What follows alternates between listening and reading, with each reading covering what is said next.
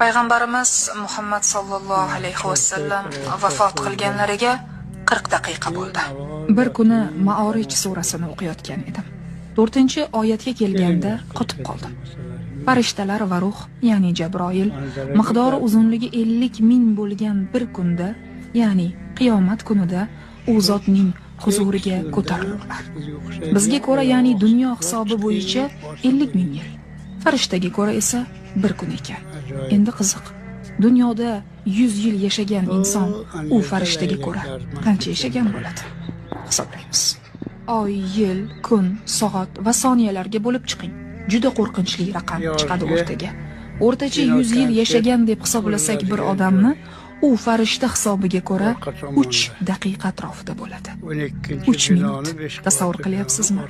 Aytamiz-ku, Muhammad sallallohu alayhi vasallam oxir zamon payg'ambari va 500